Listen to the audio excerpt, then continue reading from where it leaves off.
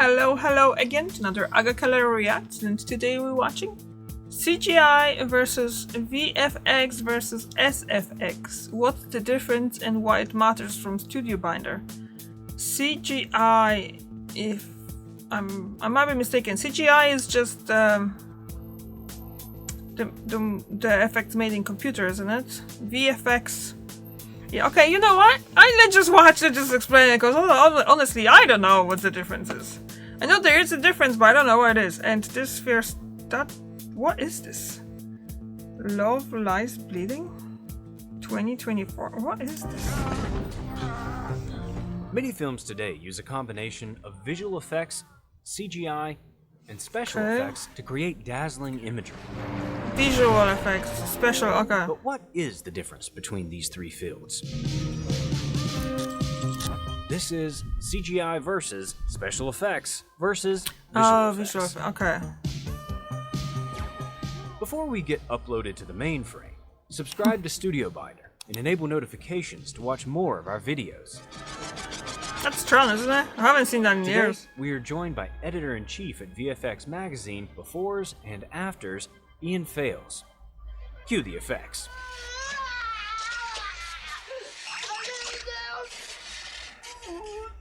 What is Superman 2? Since the beginning, movies have made the impossible seem possible, with a variety of camera tricks and optical illusions. That's cool. Today, these illusions are typically achieved through VFX, CGI, and special effects. But it's become increasingly difficult to tell which is which. Take this shot. Can you tell which elements were captured on set and which were added in post-production? What? The answer may surprise you.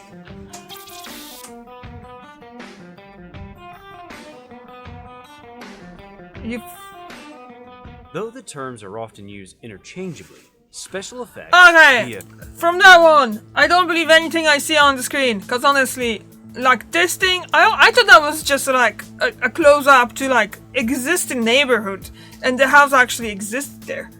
Come on, it's just like seriously that deep fakes and all that. It's just really getting into my mind about being like scared of the future. Like seriously. Effects and CGI are all distinct elements. Ian Fales explains. You'll hear an interview with a director, a filmmaker, an actor, when they say, "Oh, I love the special effects." And what they really mean is they love the visual effects, or vice versa. CGI has sort of become a term that seems to cover all that as well. Yeah. Today, the term CGI specifically has become controversial, with filmmakers emphasizing they use CGI sparingly or not at all. And everything you see in this film, obviously, it's for real. This may be because CGI is misunderstood. That movie is awesome. Using CGI have to watch it again soon. As that catch-all term. When people say something like something feels overly CGI, and they have an affinity or they really want things to go back to being practical. There you go. There you are. Knowing these differences allows us to become more literate about the medium and appreciate the various artists who joined forces to give us unforgettable experiences. Let's begin with special effects. Special effects are elements that are physically created on set. Okay. Special effects really relates to things that you still can't really just go out and shoot easily, but that require some sort of practical effects, but often done on set. This one, yeah. Today, SFX largely refers to mechanical effects. Mechanical effects are elements created in front of the camera, also called practical effects.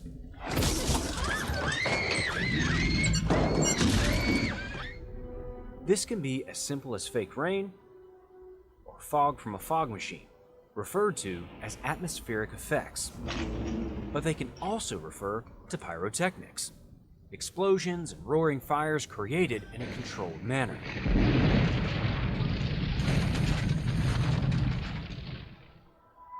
Other forms of mechanical effects include animatronics and prosthetic makeup. I'd like to kiss you goodbye. All right, but you're so damned ugly. This is all overseen by a special effects supervisor. Because these effects are to a certain extent real, the supervisor's primary task is to make sure they are done responsibly and safely. The role of a special effects supervisor is obviously to design, collaborate with the director, the production designers, the stunt personnel, to achieve what is in the written word of the script. Like with CGI and VFX, special effects often have to be outsourced to companies that specialize in specific SFX elements. Special effects have existed since the birth of cinema and continue to be used to this day. Let's look at what came not long after: visual effects.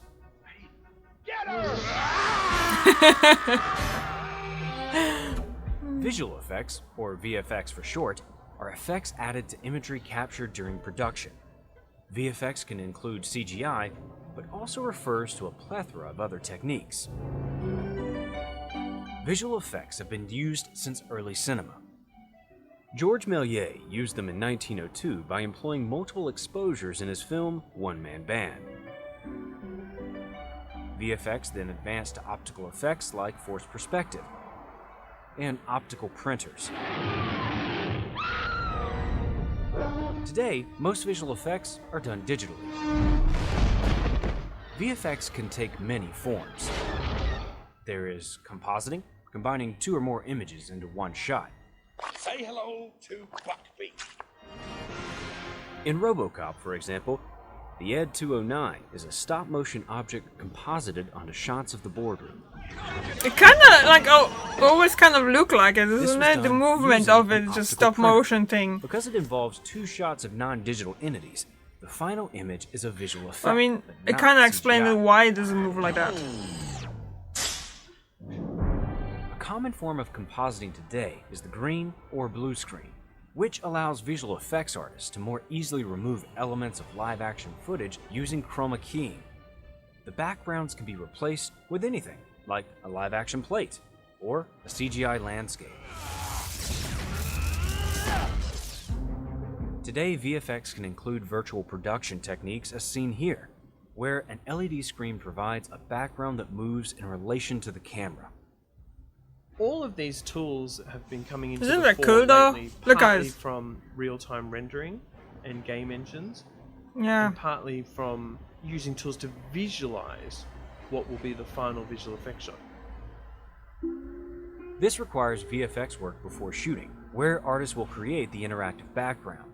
It may also require VFX after shooting as well. VFX can be used to remove objects from a frame, also called a paint-out. Motion capture and rotoscoping are also visual effects. Before CGI, rotoscoping was done by animators who would use reference footage to draw realistic movements. Today, a computer will map digital imagery onto live-action footage. I have coded notes here, which may be of some interest to you. My own cryptology is very difficult to...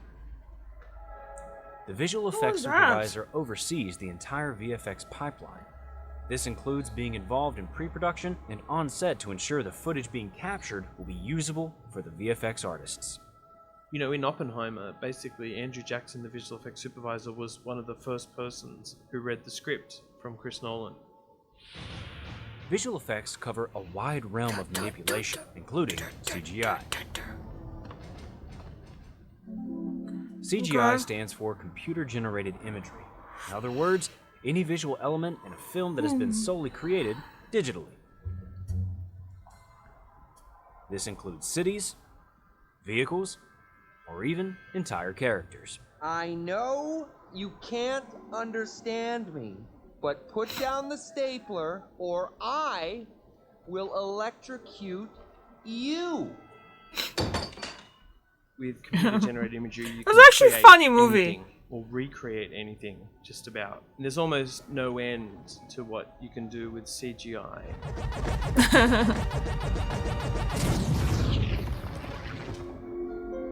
Some shots are completely done with CGI, like this moment from WALL-E.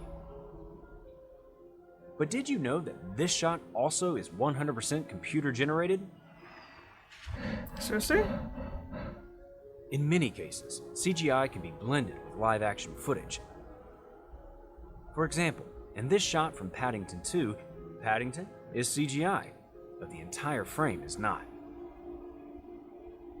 So, when a filmmaker claims there is no CGI in their film, there may still be a plethora of digital VFX, it just isn't computer-generated imagery. CGI is a relatively recent addition to the filmmaker's toolkit, and is rapidly evolving. It was first used in Westworld in 1973, though the graphics were only 2D. Yeah. 3D CGI and features came nearly a decade later, with films like Tron and The Young Sherlock Holmes. Today, computer-generated imagery can be nearly indistinguishable from live-action footage. It's true. It's not that long ago, really, that convincing CGI was able to be used in feature films, at least. There was this magic period of late 80s, early 90s when people realized the impact that CGI would have on movie making.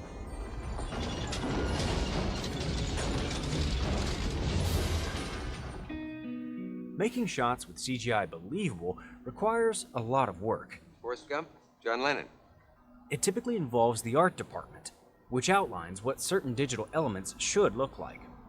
The previs artists may sketch low-resolution graphics to plan out scenes, allowing the director and other crew members to get a sense of what the final product will look like. The creation of the effects themselves requires multiple departments. FX simulation artists will specialize in mimicking the physics of real-world objects like water, hair, fire.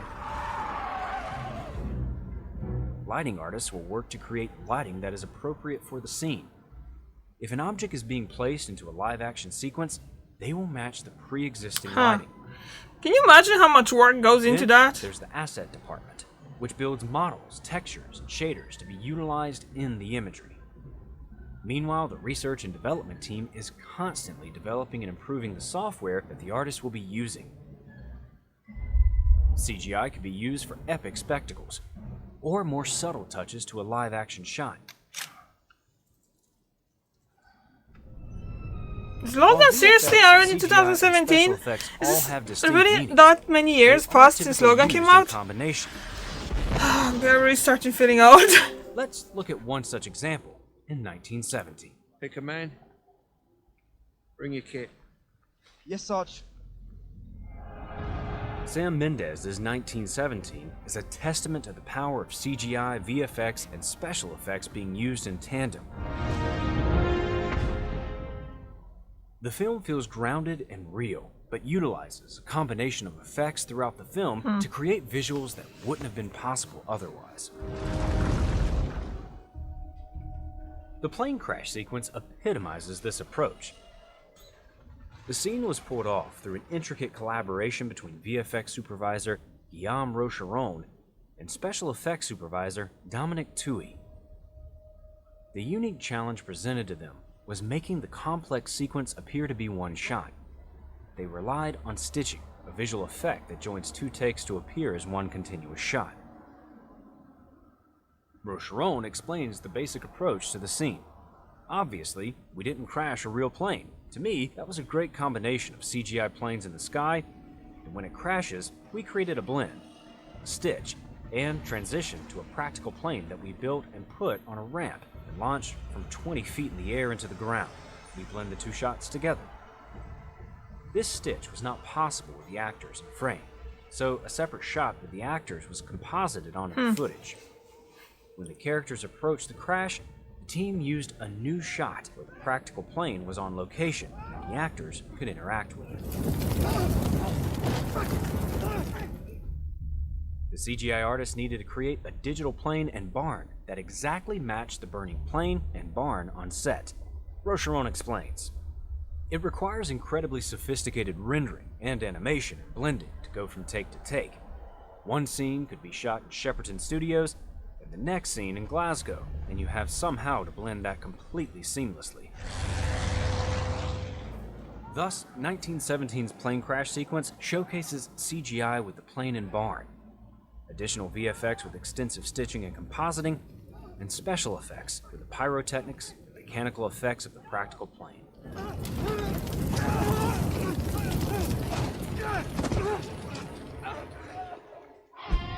CGI, VFX, and special effects are all extremely powerful tools.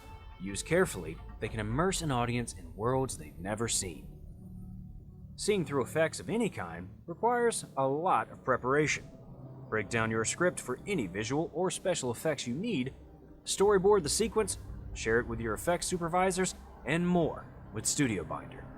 And check out Ian's publication, Befores and Afters. Subscribe and click the bell to see more videos on all things filmmaking.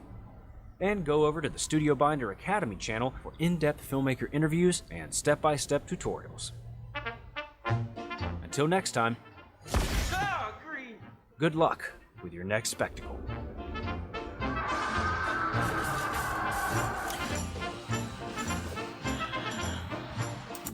Okay, that was really well explained. The differences between CGI, VFX, and SFX, and I'm not going to lie, I probably won't remember it again. I kind of still know now the CGI, it's all digital, made in computer. The VFX, it's visual effects, and SFX, it's special effects, so it's mostly practical. Although the Q is gonna be there, the V stands for visual, and the S stands for special in effects, and CGI. I actually don't know what the C stands in GI. What's this? What's that stand for? I don't think he actually mentioned that, but I'll just see now. Let's see. What do C stands in CGI? What is a C stand? Types. What does CGI C stands for? Looking for the definition of CGI. Find out what the full meaning of CGI C on abbreviation. Oh my god, that's a terrible thing to... Consultants to government and industry?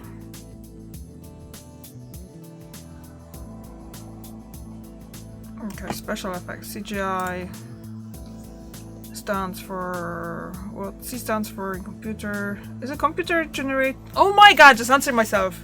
Computer generated... It's I though. What's the I stands for? CGI in cinema. Computer imagery. I should just get out of that myself. Computer generated imagery, special effects, visual effects. So yeah, that was really good, and I like the fact that they were giving all those titles as well in the corners, saying which movie from which movie is the pieces and stuff. Because I do know a lot of them, but because I do watch a lot of science fiction, and a lot of CGI, VFX, and the special effects are gonna be in them. And I remember watching Tron as a kid and being kind of like, whoa, and then watching it again years later after many other movies that were obviously pushed all those special effects and all that forward. It was just like, ooh, that's gonna look terrible. But you know, it was still groundbreaking back then. It's still a really good movie, by the way. Thank you very much for watching, and I see you tomorrow. Bye.